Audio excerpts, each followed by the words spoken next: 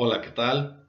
En esta videosesión revisaremos la última sección del capítulo quinto de la fenomenología del espíritu dedicado a la razón y en consonancia con nuestro video previo seguiremos explorando diversos proyectos relacionados con una concepción de autonomía moderna que Hegel examina aquí y sobre los cuales se pronuncia críticamente.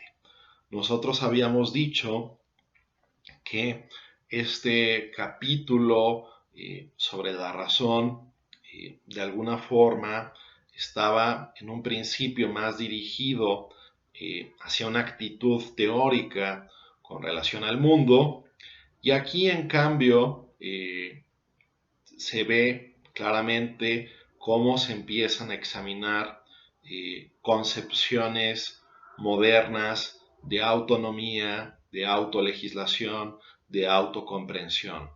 Eso lo estábamos viendo también hacia el final, o una parte más bien considerable del video previo, cuando veíamos esto del placer y la necesidad, cuando veíamos lo de la ley del corazón, y veíamos también la virtud y el curso del mundo. Vimos esos tres proyectos a los cuales Hegel prestaba su atención, y después justamente sigue examinando unos proyectos de autonomía, de autocomprensión modernos, en esta sección titulada La individualidad que es en sí y para sí misma real, página 214 de la edición crítica, ¿no?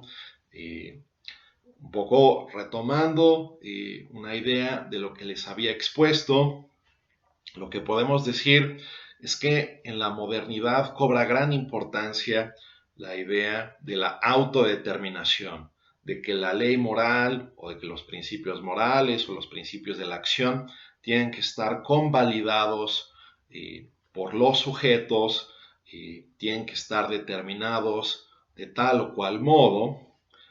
Sin embargo, Hegel ve una preocupación, o tiene una preocupación, mejor dicho, importante en relación con lo siguiente. A su juicio o a su entender, la autonomía fácilmente puede mutar en un individualismo, en un egoísmo, en un solipsismo, donde uno mismo se termine por creer tales o cuales cosas a partir, vamos a decirlo así, de lo que ocurre en la propia caja mental individual de cada sujeto, ¿no? En ese sentido, ensayos o proyectos relacionados con la plena realización del ser humano, pues tendrían más bien que pasar por un momento importante de intersubjetividad, y no habría que pensarlo todo como una especie de autolegislación al alto vacío. Esa es como la preocupación que gira en torno a todos estos modelos, a todos estos proyectos que se están revisando. El que vamos a abordar en este instante es precisamente muy elocuente en este sentido, ¿no? Que esto lo examina Hegel en página 216 de la edición crítica, y el apartado reza: el reino animal espiritual y el engaño o la cosa misma, ¿no? Es un título un tanto enigmático, ¿no? Un tanto particular. Y a ver, aquí se describe más o menos a grandes rasgos la siguiente actitud. Es decir, pensar las acciones como la expresión más íntima o más esencial de aquello que soy yo, ¿no? Es decir, toda acción, verla como una especie de autoafirmación donde mi naturaleza queda convalidada, donde mi naturaleza queda expresada. Es decir, vuelvo a insistir, la conducta es vista aquí desde este plano como una autoexpresión de uno mismo, ¿no? De forma tal que yo siempre puedo convalidar que mis acciones se han hecho a partir de mi mejor intención, de mi mejor propósito, de mi interpretación más noble y más lograda de las cosas, ¿no? Que de alguna forma aquí se empieza a perfilar esto, después se va a hacer todavía incluso mucho más manifiesto en lo que viene.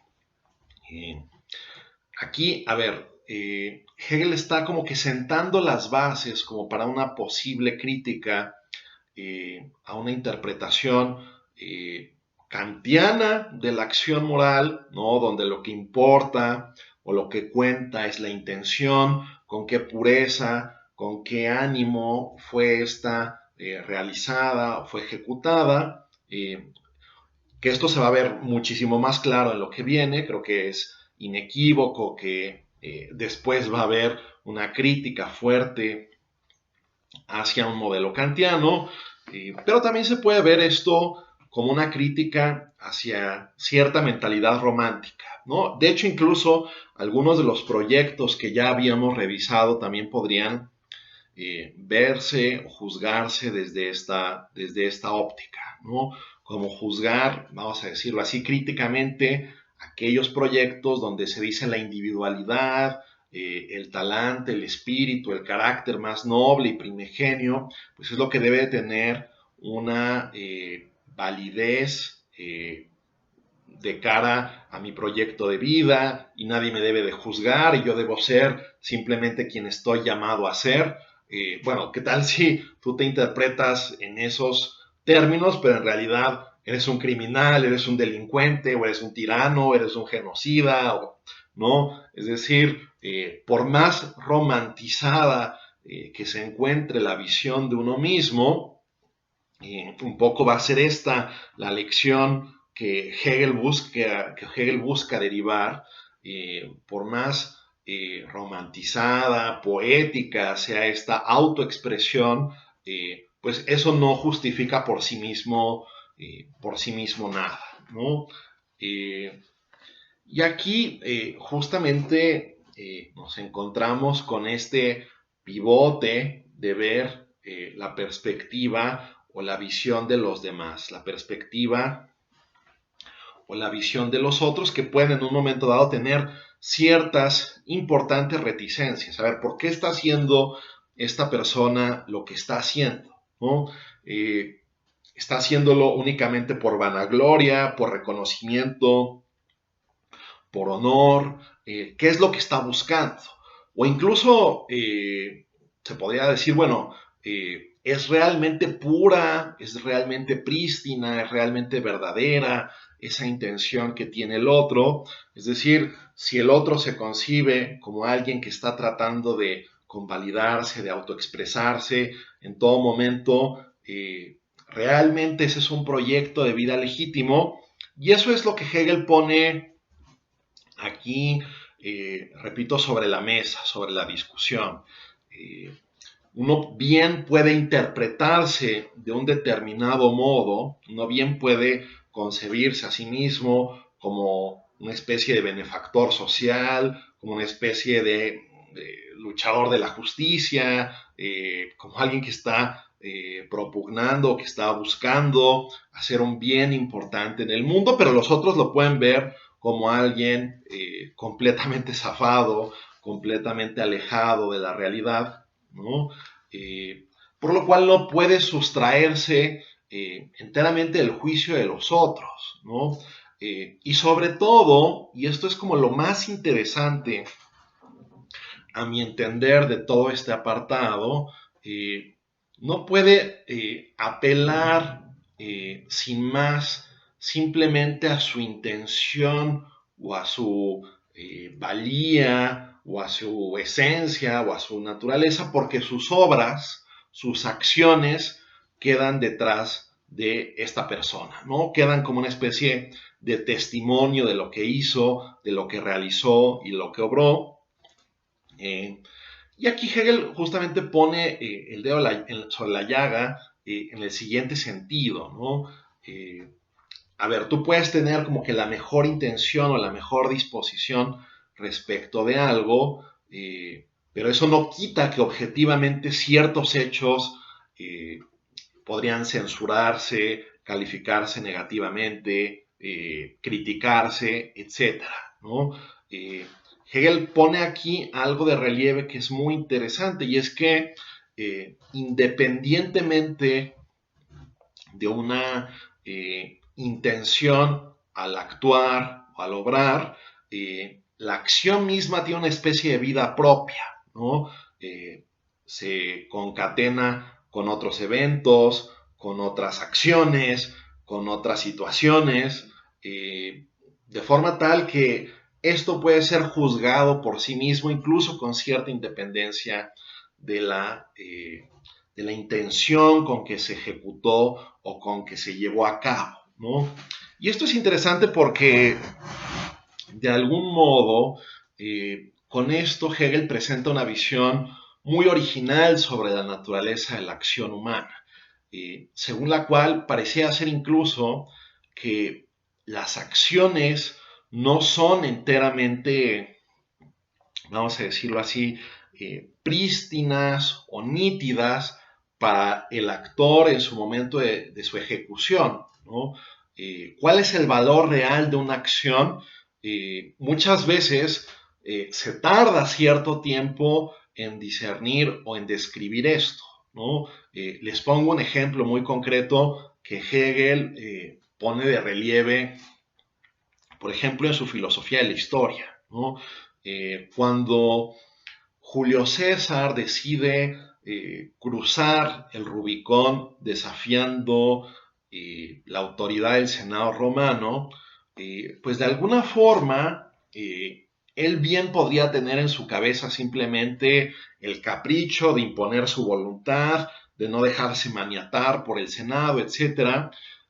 Sin embargo, retrospectivamente, visto esto desde el punto de vista de la historia universal o de las acciones del mundo, pues esto significó el tránsito de la Roma republicana a la Roma imperial, ¿no? Posiblemente Julio César, cuando llevó a cabo esta acción, no tenía como propósito, bueno, vamos a pasar ya en este instante de una república a un imperio, ¿no? Quizás sí tenía una intención importante de vanagloria, de reconocimiento, de honor, de ser el caudillo, de ser el líder, pero estamos seguros de que no tenía absolutamente ya todas en claro de que iba a ser el emperador de Roma, ¿no? Entonces por eso Hegel dice en su filosofía de la historia, bueno, tiene una frase que en realidad es como proveniente de un poema de Schiller, ¿no? Que dice algo así como la historia universal es el tribunal del mundo, ¿no? Suena un poco raro en español, en alemán hace más sentido. Die Weltgeschichte ist das Weltgericht, ¿no? La historia universal es el tribunal del mundo. ¿Qué significa esto? ¿No? Que retrospectivamente muchas veces podemos entender mejor el valor de una determinada acción, viendo, pues ahora sí que todo lo que la rodea, todo lo que la acompaña, todo lo que implicó, por lo cual es un tanto sesgado solo dirimir el valor de una acción desde la perspectiva de la primera persona, ¿no? Podría justamente enriquecerse, vamos a decirlo así, la apreciación de una acción, por ejemplo, a partir del juicio de un tercero, ¿no? Con el cual, dice Hegel, en muchos momentos, y es aquí lo que a mi entender queda muy de manifiesto, que se lleva una especie de negociación, ¿no? Un comentarista de Hegel llamado Robert Pippin pone eso en estos términos. Para Hegel, la acción se convierte en una especie de proceso de negociación social, ¿no? A ver, yo interpreto mi acción como un acto heroico, ¿no? Bueno, y el otro quizás la interpreta como un acto de terrorismo y otro la interpreta como algo distinto, ¿no? Y en esa disposición de intercambiar razones, de establecer puntos de contraste, comparaciones, etcétera, se puede ir dirimiendo qué significó realmente qué significó realmente una,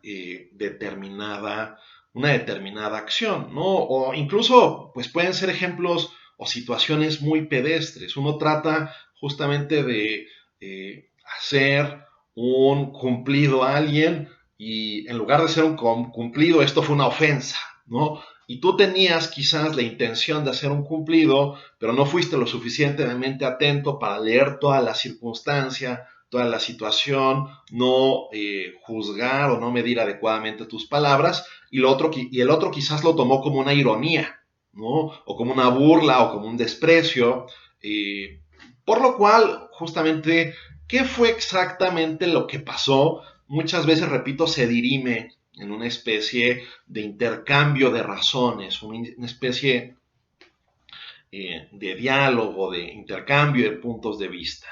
Pero esta razón que se encuentra en este reino animal espiritual y del engaño o la cosa misma, como que no está dispuesta a entrar en este juego, ¿no? Es una especie de razón enseñoreada que piensa que ella puede determinar absolutamente el valor de sus propias acciones y que incluso cuando supuestamente actúa mal, al menos su acción habrá tenido el valor de servir como un mal ejemplo, ¿no? Lo cual es absolutamente patético desde el punto de vista de Hegel, ¿no? O sea, eh, las acciones deberían estar abiertas per se a este escrutinio racional, a esta examinación, a este estudio, a este análisis, ¿no? Y aquel que se quiere sustraer por completo a esto, apelando al genio romántico, a la individualidad, a la libre expresión de la naturaleza, etcétera, pues no está haciendo más que eh, engañándose, ¿no? Por eso el reino espiritual y el engaño, ¿no? Es decir, esto es un capítulo sumamente brillante acerca de teoría de la acción y de cómo uno puede quizás justamente aparentar o pretender ser bueno, ¿no? Hay como una ambivalencia de presentar la acción en cierta tesitura, pero simplemente siendo esto a veces como un engaño, a veces teniendo una mala intención, la apariencia de la obra buena que en realidad es dudosa o en realidad es mala, ¿no? Y que siempre a veces puede incluso encontrar una justificación para esta conciencia apelando a la cosa misma, al asunto mismo, al tema mismo que está aquí en juego. Que era un poco también una de las temáticas que salió con la ley del corazón, ¿no? Aquel que pretende hacer el bien independientemente de los medios, pero justo porque juzga que su naturaleza es lo suficientemente buena o noble y que él sí, a diferencia de los otros, sí se puede permitir obrar mal porque los otros son realmente corruptos y realmente son los peores, ¿no? Muchas veces al leer todas estas secciones de la fenomenología, cuando se da este intercambio de posiciones, de miradas, del escrutinio del otro, de lo que el otro piensa, lo que yo pienso, de cómo yo quiero hacer el bien, pensando que puedo permitirme incurrir en ciertas malas acciones, etc. Me viene mucho a la mente, quizás ustedes conozcan una obra de Jean-Paul Sartre que se llama Las manos sucias, ¿no? Tiene que ver con alguien que quiere entrar a un partido político, bueno, es un partido comunista, él piensa, el protagonista, a ver, que el comunismo es la causa fundamental o motora del mundo, pero que ha sido tergiversada o que ha sido, pues sí, ha sido mal empleada, ha sido desdibujada, etcétera, pero que él podrá resarcir todo este proyecto en general, ¿no? Pero se empieza a enfrentar a toda una serie de corruptelas, vicios, situaciones nefastas que rodean a todo el partido, por lo cual él mismo se empieza a viciar, él mismo se empieza a corromper y él mismo acaba haciendo todas las malas cosas que él criticaba de sus enemigos o de sus adversarios. Siendo esto así, ¿es realmente el mejor que los demás o no? Bueno, Sartre como que nos plantea en esa obra de teatro un poco el escenario de que todos tenemos las manos sucias, ¿no? Y todo aquel que pretende decir que está limpio, que es puro, que sus mejores intenciones son las que han contado, etcétera, pues inevitablemente va a acabar incurriendo en lo peor. Bueno, no es el diagnóstico general de Hegel, ¿no? Pero al menos esta situación que él retrata en el reino animal espiritual, ¿no? Es un título muy extrafalario, pero es esta situación la que está aquí retratada. Bueno, él piensa que esta es como su lógica, ¿no? Como su devenir propio. La redacción es un poco compleja, como todo en Hegel, pero, por ejemplo, les puedo leer un poco este momento, ¿no? Que me parece es justamente los más elocuentes aquí, donde esta razón se siente incluso convalidada, aun cuando actúa mal, aun cuando obra mal, ¿no? Incluso diciendo, pues yo podría casi servir de mal ejemplo a los otros, porque bueno, mi individualidad o mi pureza o mi naturaleza es tan excelsa que no podría ser esto de otra manera, ¿no? Leo esto, por ejemplo, página 224. Si no lleva un fin a realidad efectiva, sin embargo lo ha querido, ¿no?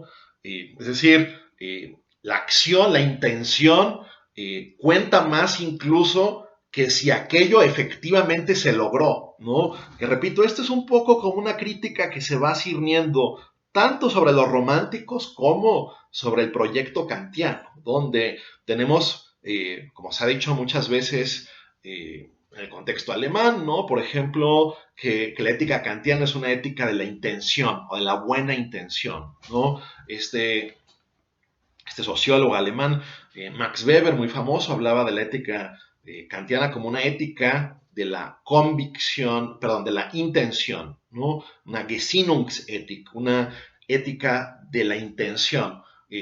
Si acabo quemando el mundo, no pasa nada, ¿no? Siempre y cuando mi intención haya sido buena o haya sido pura. Eso es lo que Hegel aquí, repito, critica.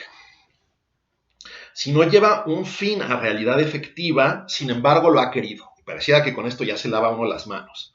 Es decir, hace del fin como fin, del hacer puro que no obra nada, la cosa misma.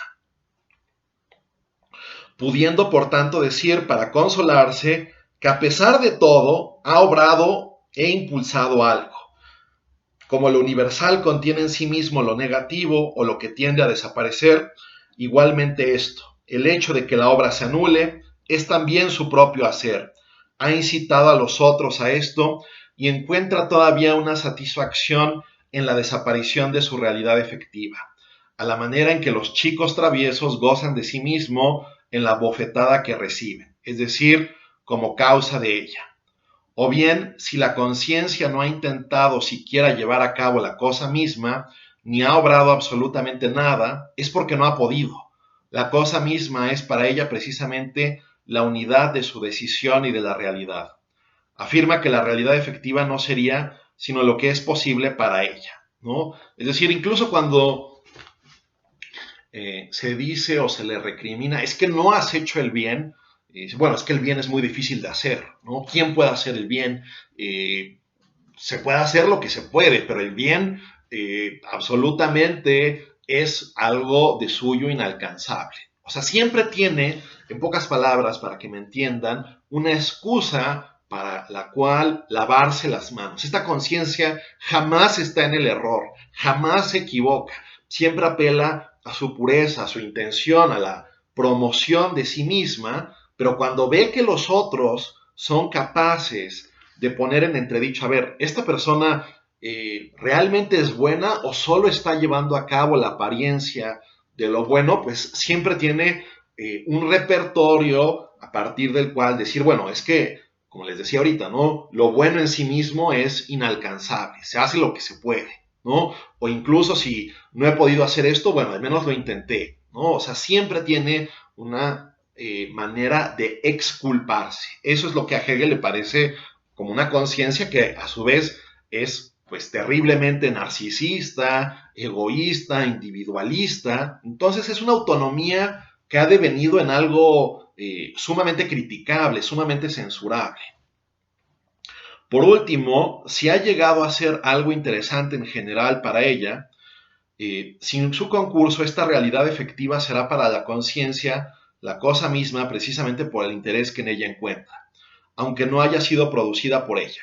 Si es una fortuna que personalmente obtiene, se atiene a ella como un acto y a un mérito suyos, ¿no? O sea, si las cosas salen bien, independientemente de si obró, si contribuyó, si coadyuvó, pues qué tanto mejor, ¿no? Hizo el bien aparentando ser la mejor cuando en realidad era censurable.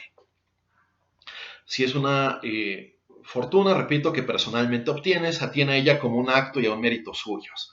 Y si se trata de un suceso del mundo que de otro modo no le atañe, lo hace también suyo y el interés pasivo es para ella el partido que en pro o en contra adopta y que ha sostenido o ha combatido. Es decir, en pocas palabras, es irrefutable, ¿no? Pero los demás se dan cuenta de su hipocresía, se dan cuenta de que esta conciencia realmente, o sea, a la larga, alguien que actúa así es descubierto, ¿no? Y hay demasiados hechos fehacientes a los cuales apuntar para que ella ya no, vamos a decirlo así, solo tenga esta apariencia del bien, ¿no? Y que con ello ya tenga como a free ticket, ¿no? O sea, como que ya pueda pasar inadvertida.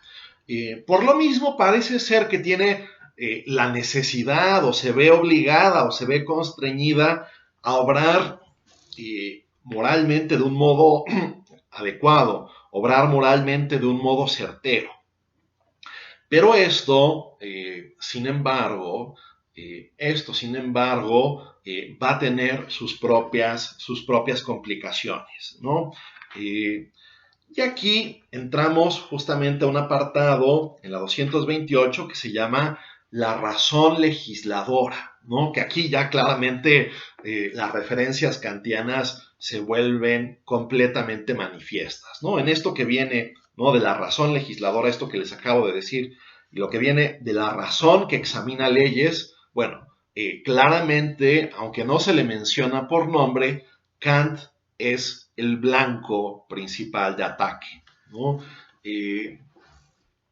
Que, vamos a decirlo así, en términos generales, Hegel está muy en contra de la idea, ¿no? De que uno pueda formarse moral o éticamente a partir de las convicciones puras, abstractas, de si las máximas, de si el proceso de formalización de la ley, de si la convalidación de la razón en estos planos o en otros. Esto le parece a Hegel demasiado abstracto, ¿no? En pocas palabras, ¿no? Un poco retomando esta idea de eticidad que les mencionaba ya en el video previo, para Hegel, ¿cómo es que aprendemos a ser buenos? Bueno, imitando a nuestros padres, imitando a nuestros amigos, siguiendo las legislaciones de una determinada ciudad, de una determinada nación, de una determinada comunidad, educándonos. Todo ese es el proceso que hace que una persona sea buena éticamente, ¿no? El proceso simplemente de la evaluación de máximas se presta mucho a posibles manipulaciones, se presta mucho a posibles tergiversaciones que en definitiva muestran a entender de Hegel que el imperativo categórico definitivamente no puede ser el criterio supremo de la moralidad, ¿no? No puede ser la regla de oro a partir de la cual juzguemos y determinemos que algo está bien y que algo está mal. Y aquí Hegel pone unos ejemplos que son muy elocuentes en este sentido, ¿no? Mostrando cómo las máximas son necesariamente incompletas, ¿no? Están subdeterminadas, por decirlo así, están indeterminadas en más de un sentido, y por lo mismo obrar en conformidad con ellas no puede ser un requerimiento completamente formal. Entonces, la razón legisladora. Bueno, esto comienza desde la 228, pero lo que les voy a leer, este ejemplo que pone Hegel para mostrar críticamente su perspectiva, esto aparece en la página 230, ¿no? Que pone dos ejemplos muy elocuentes. Los leo, ¿no? Aquí pone Hegel una máxima, ¿no? Cada cual debe decir la verdad. En este deber, ¿no? Enunciado como incondicionado, se admitía enseguida una condición, si él sabe la verdad, ¿no? Es decir, la máxima, cada cual debe decir la verdad, presupone que tú en efecto sepas lo que es verdadero, si él sabe la verdad. ¿Por dónde el mandato reciará ahora? O sea, tenemos que corregir, hacer una especificación adicional. Así, cada cual debe decir la verdad, siempre conforme a su conocimiento y a su convicción acerca de ella. La razón sana, precisamente, esta conciencia ética que sabe de un modo inmediato lo que es justo y bueno, explicará también que esta condición se hallaba ya unida de tal modo a su máxima universal, que al enunciar dicho mandato lo quería decir por medio de la opinión ya de este modo. Es decir, el kantiano, al decirle, a ver, cada cual debe decir la verdad, presupone que tú de hecho sabes qué es la verdad. Bueno, el kantiano diría, bueno, pues es que eso ya lo presuponía, ¿no? En realidad no me lo tienes que aclarar porque eso es lo que está de fondo. Pero lo que Hegel trata de poner de manifiesto es que hay 1000 presuposiciones que hacen que uno efectivamente pueda siquiera llegar a obrar conforme a esta máxima. Lo quería ya decir por medio de la opinión de este modo. Con lo cual reconoce, de hecho, que al enunciar la máxima la infringe ya de un modo inmediato.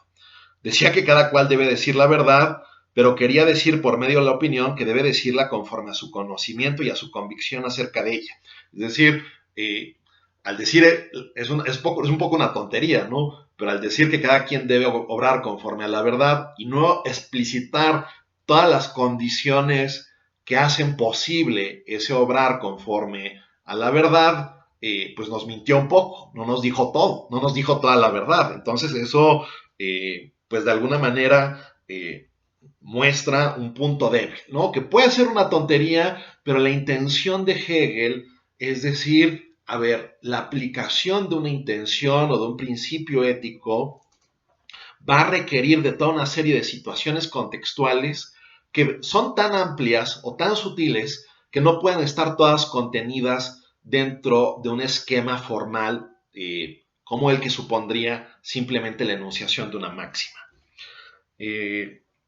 Entonces, decía otra cosa de lo que quería decir por medio de la opinión.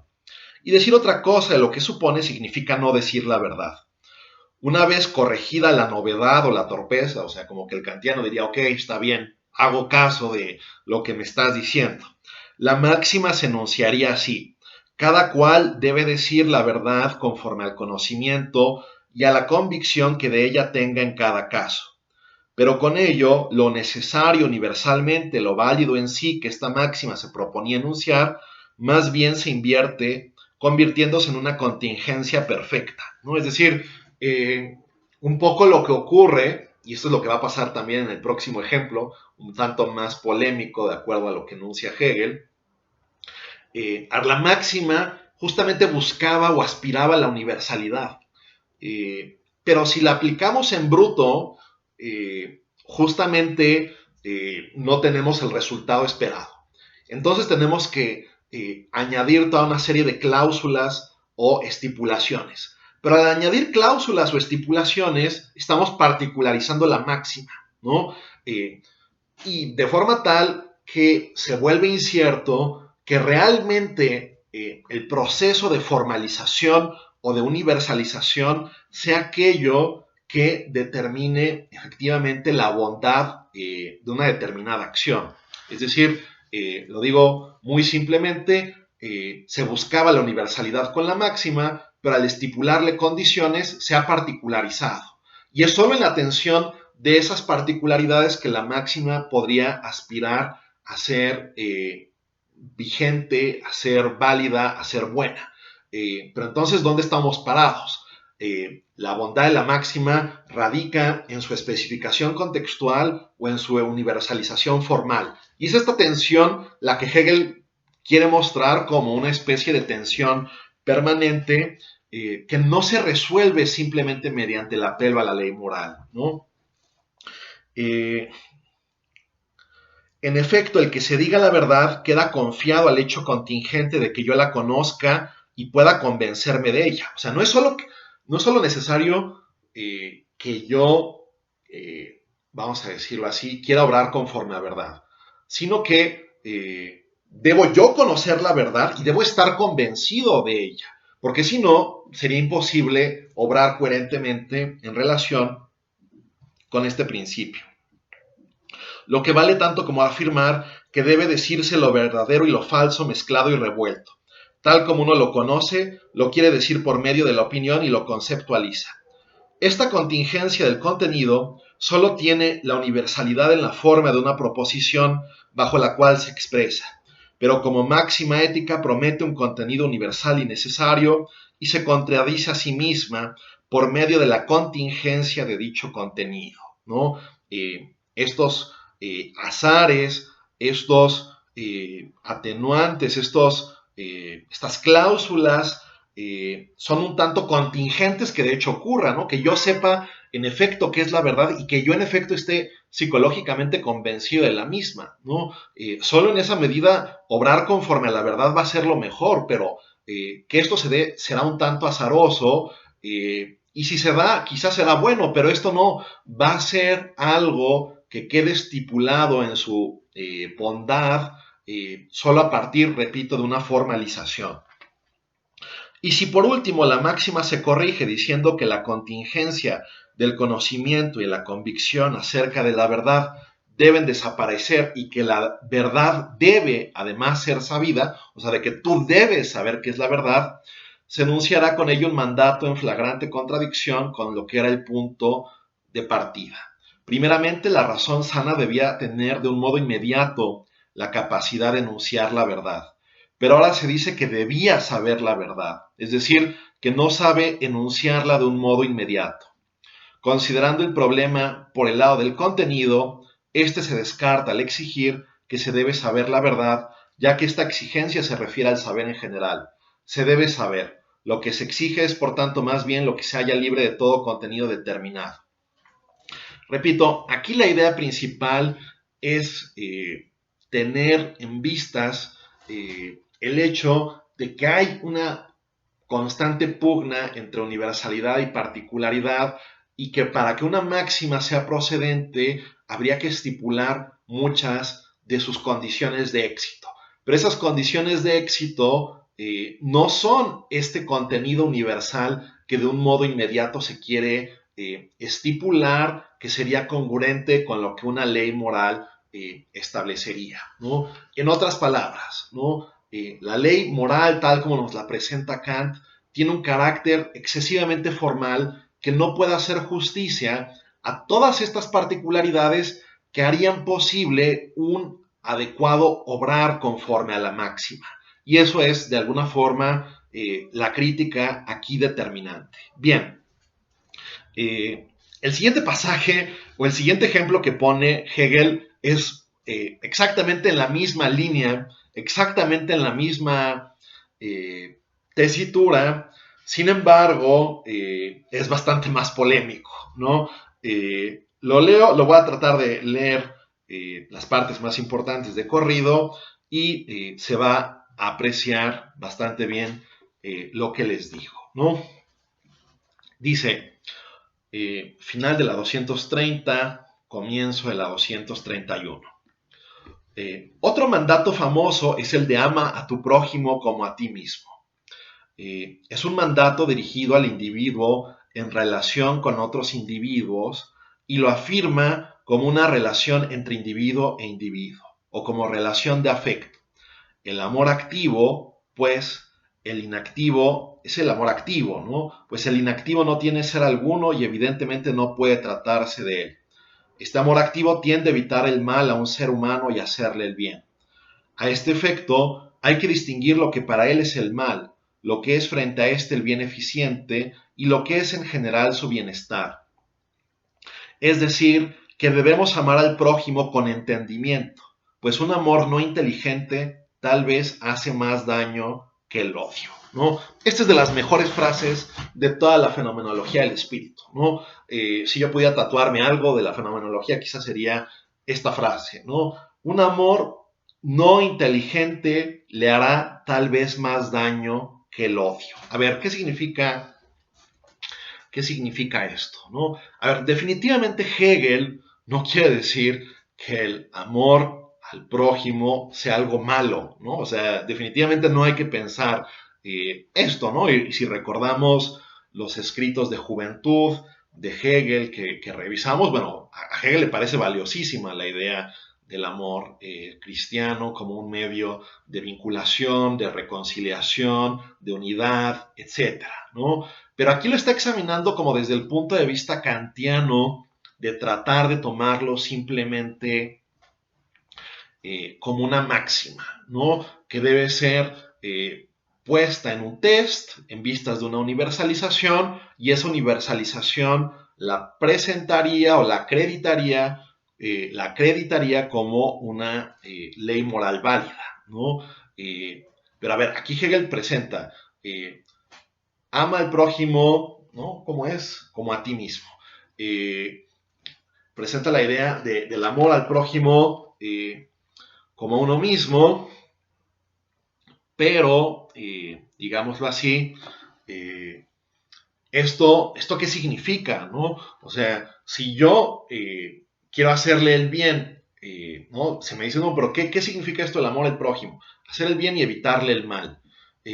Bueno, pero hay que saber la particularidad específica de esta persona, sus gustos, sus talentos, sus debilidades, etc. Hacerle el bien no es simplemente obrar con una regla abstracta, sino que es dejarse interpelar por su situación, su contexto, etcétera, para saber efectivamente qué sería amarla, amarla como prójimo, amarla como uno mismo, ¿no? Es decir, si a mí es un poco como el caso de Homero Simpson, ¿no? Que le da una bola de boliche a Marge en su cumpleaños, ¿no?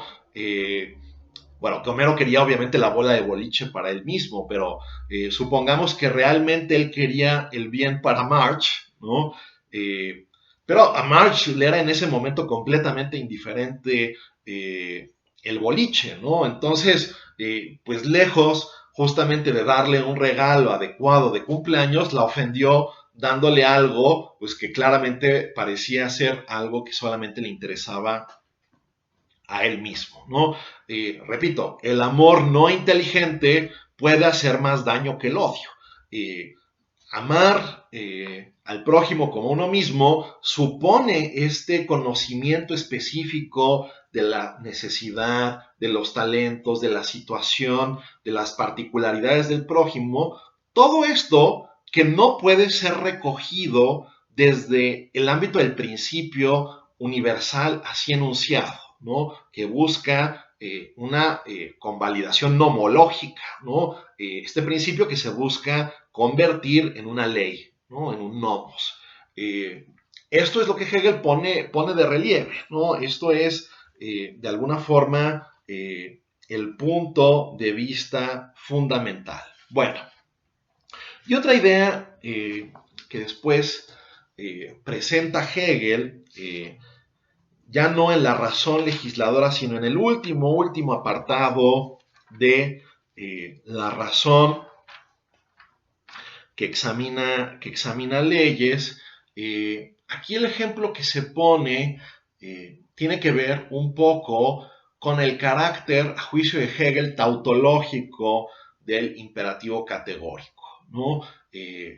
Donde si se dice, donde básicamente lo que se dice o lo que se expresa es, si quieres X, debes de hacer lo que se necesita para tener X. Pero no se dice qué o cómo o por qué X es valioso, ¿no? Y aquí el ejemplo que pone es uno que Kant recurrentemente presenta, si mal no recuerdo, tanto en la fundamentación de la metafísica de las costumbres como en la propia crítica de la razón práctica, ¿no? Donde se dice algo así, ahorita lo leo, ¿no? Pero para que ustedes entiendan un poco lo que estoy diciendo, Kant pone el ejemplo, ¿no? De alguien que justamente recibe una...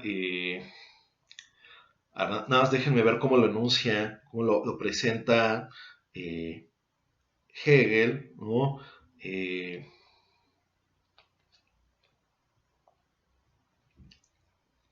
Bueno, es un poco la idea, ¿no? De que le dan a alguien un depósito, ¿no? Y no sé si Hegel lo va a retratar así, pero yo recuerdo que es así como Kant lo presenta en la segunda crítica, ¿no? En la crítica de la razón práctica. Kant pone lo siguiente, a ver, tú recibes un depósito, alguien te encomienda algo, ¿no? Te encomienda un patrimonio. La otra persona muere y tú te ves confrontado al dilema de si, vamos a decirlo así, debes decir a los otros que tú tenías en depósito estos bienes o esta propiedad del difunto, ¿no? Y de acuerdo con lo que se presenta o con lo que se dice, ¿no? Candice, bueno, pues obviamente esta persona tendría que decir a los demás pues que recibió el depósito, porque de lo contrario, la práctica de los depósitos o dar bienes en confianza o dar algo legado para su salvaguarda, etcétera, desaparecería, ¿no? Porque ya nadie confiaría en que los otros, si se les encomienda algo, en su momento lo fueran a entregar, ¿no? Esta práctica caería en desuso, caería en descrédito porque se erosionaría a partir de la deshonestidad de aquellos que reciben algo en encomienda. Hegel dice, a ver, todo esto está perfecto, pero un pequeño detalle. ¿Por qué está bien que haya depósitos? O sea, ¿por qué en lo absoluto tendría que haber depósitos? ¿Por qué conviene que haya esta práctica en la sociedad?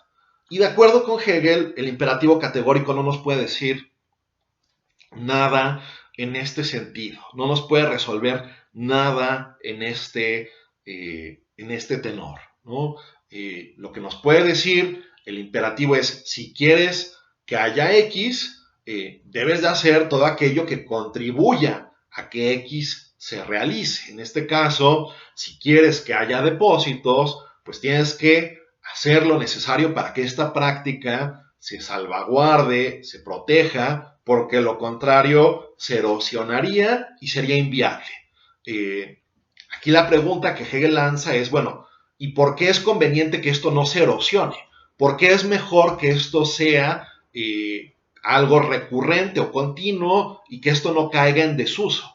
Es decir, la bondad misma de una determinada práctica, a juicio de Hegel, no viene determinada o especificada por la ley moral que Kant nos introduce, ¿no? Por la ley moral que Kant expresa conforme al imperativo categórico. Es decir, en último término, solo se expresa tautológicamente algo.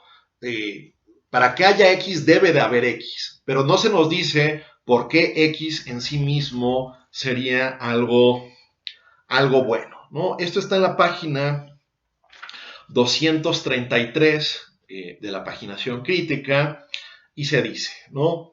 Esto es un poco extenso, voy a tratar justamente de leer las partes más representativas. Pero por esta misma razón este examen no va muy lejos. precisamente por cuanto que el parámetro es la tautología y es indiferente hacia el contenido, acoge dentro de sí lo mismo a este que al contrapuesto. Si se pregunta si debe ser una ley en y para sí el que exista propiedad, en y para sí no son por razones de utilidad para otros fines. La esencialidad ética consiste precisamente en que la ley sea solamente igual a sí misma, y por medio de esta igualdad consigo misma se halle fundada por tanto en su propia esencia y no sea algo condicionado. La propiedad en y para sí no se contradice.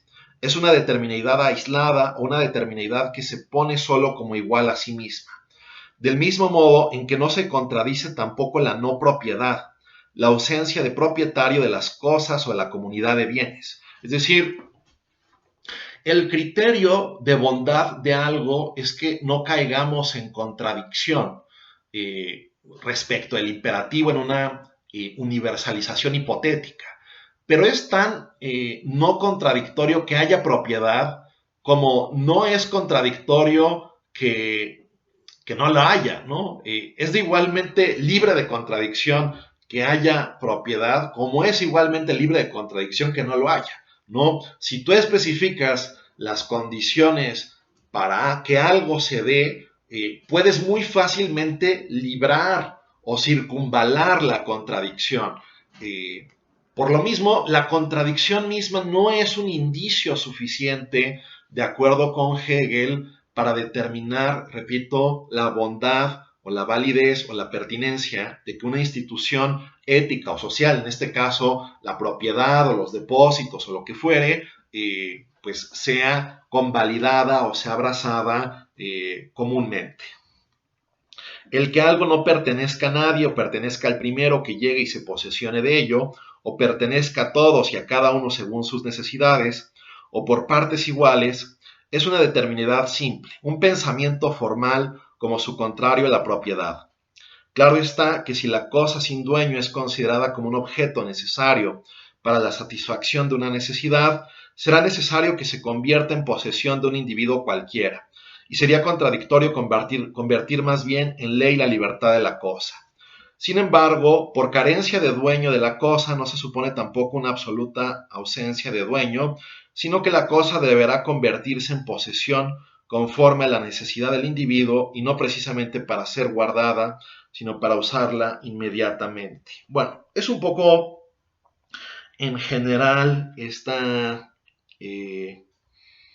idea, pero a ver, tratando de llegar a un punto que siga ilustrando de una forma un poco más enfática esto que les comentaba, a ver, 234, lo que yo poseo es una cosa, es decir, un ser para otros en general, de modo totalmente universal y sin la determinación de ser solamente para mí.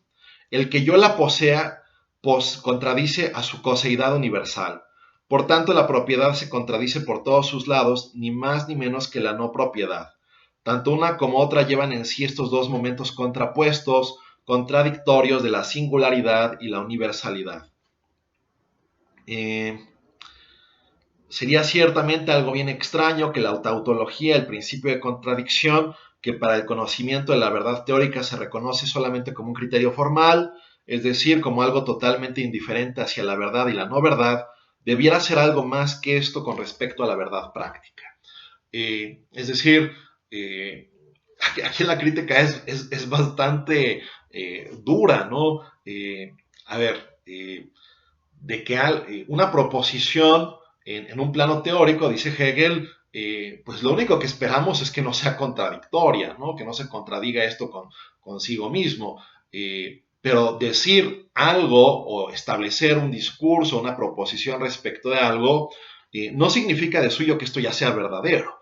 Bueno, si Kant pone el criterio de la bondad de algo a partir de su no contradicción, pues no nos ha dicho suficientemente bien por qué esta ausencia o carencia de contradicción ya hace ipso facto, en ese mismo momento, ¿no?, que algo sea moralmente bueno, moralmente deseable, moralmente aceptable, etc.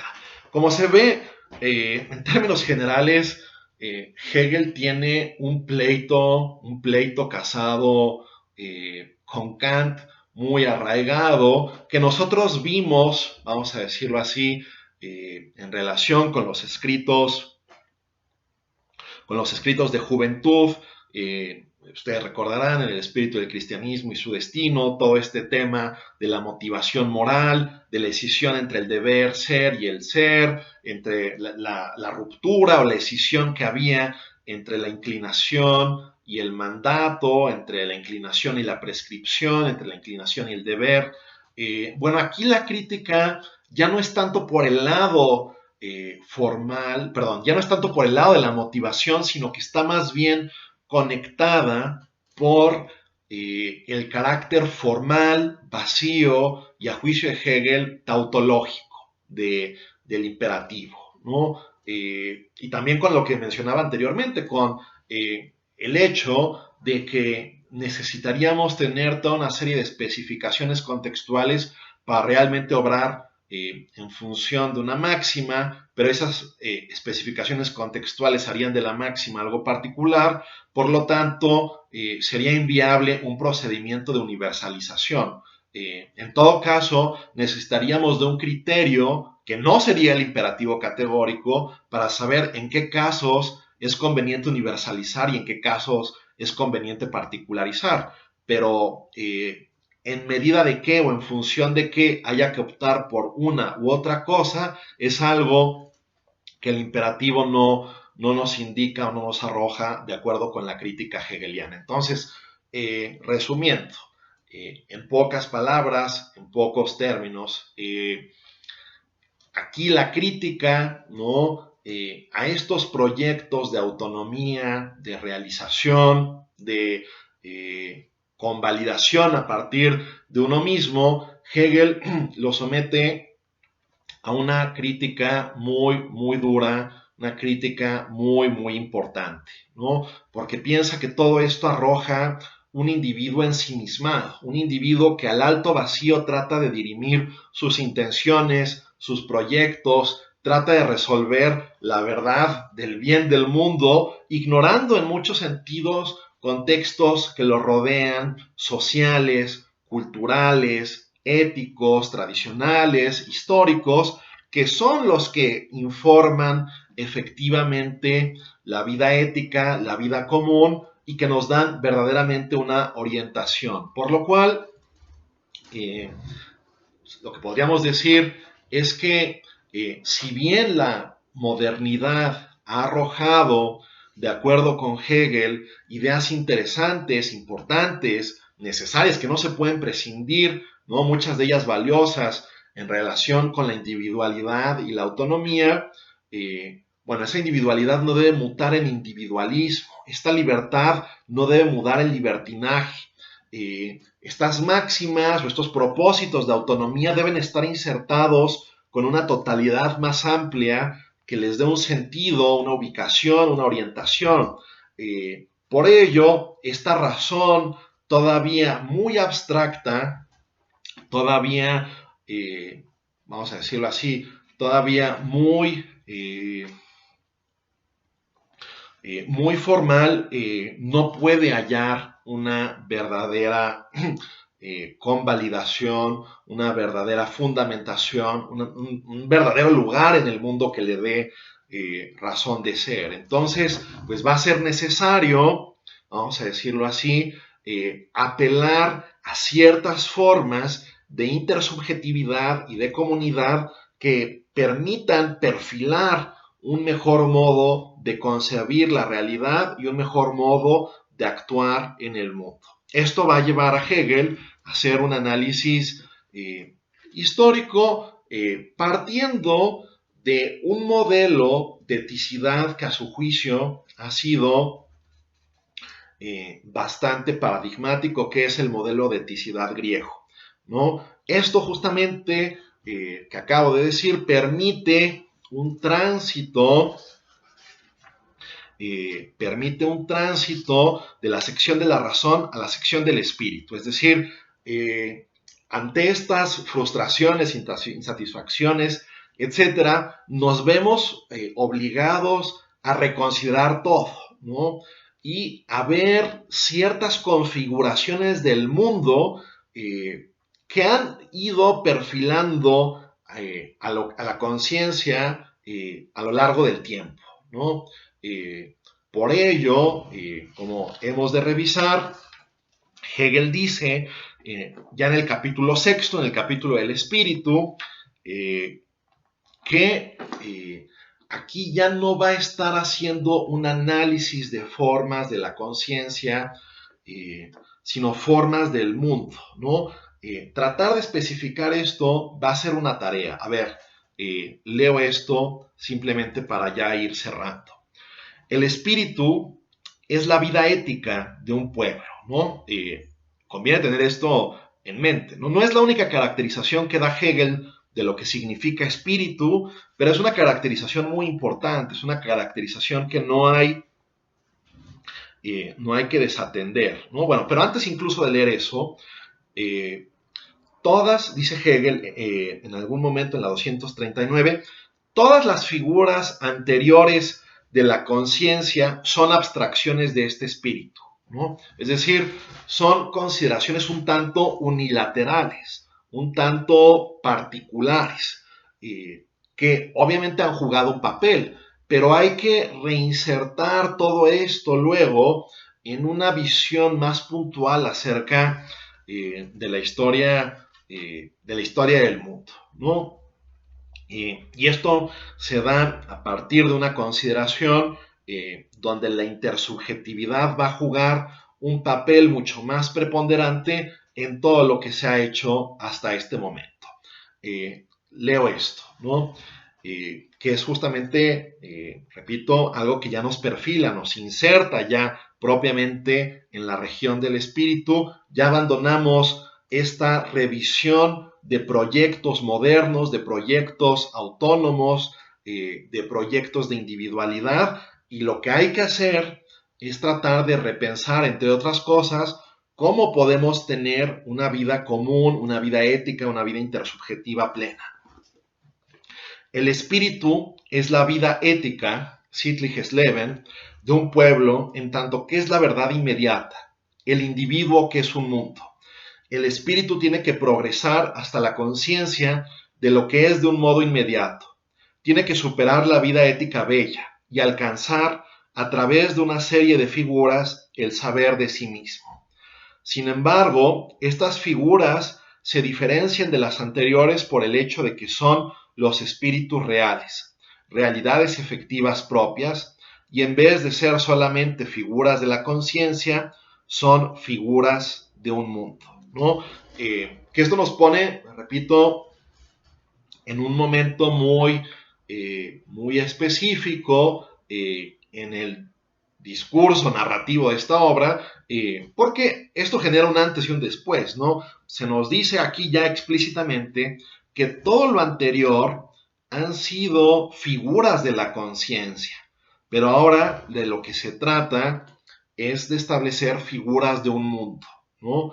Gestalten einer Welt, es decir, figuras de un mundo, de contextos, de situaciones históricas, de tradiciones precisas que han forjado que hayan existido individuos de tal o cual modo, de tal o cual calado, que hayan perpetuado ciertas instituciones.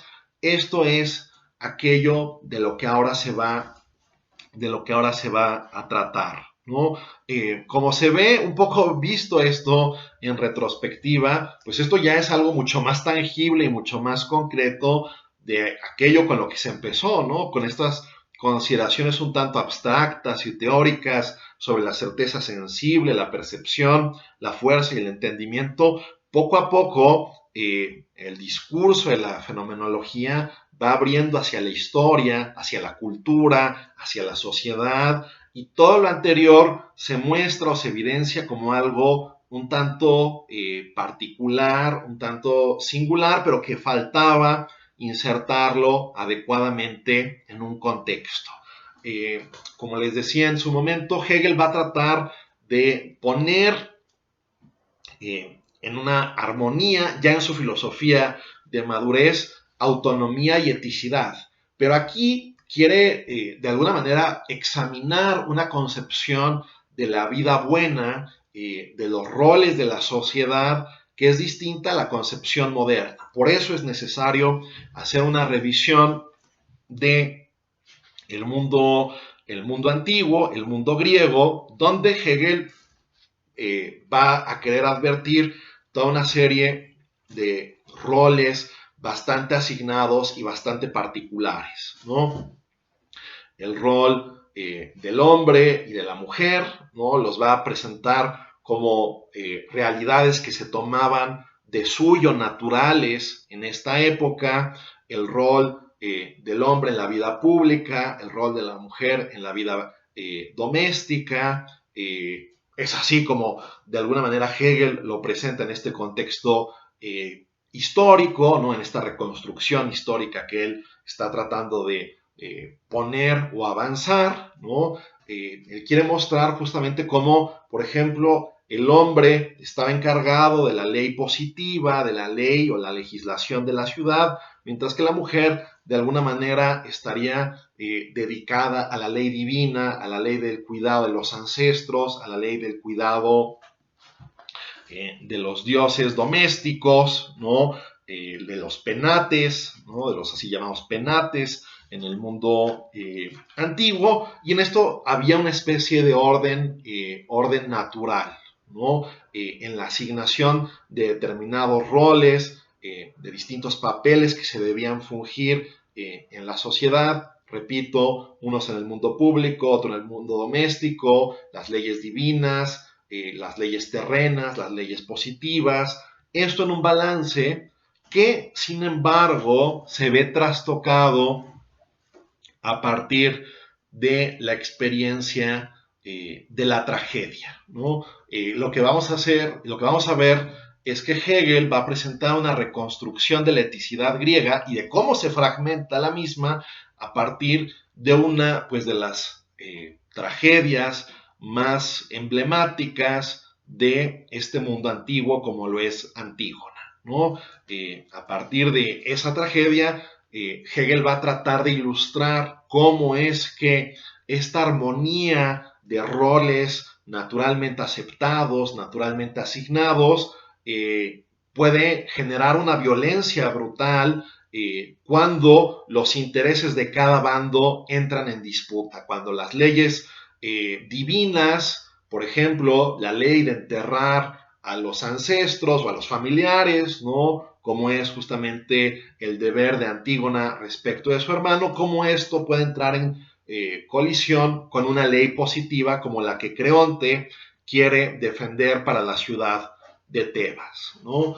Pero bueno, esto lo dejo como un preludio, lo dejo como algo que hemos de analizar ya puntualmente en nuestra clase síncrona, pero conviene tener en cuenta lo anterior, repito, este tránsito de la razón de estas figuras modernas, individuales, etcétera, que buscaban una justificación a partir de sí mismas.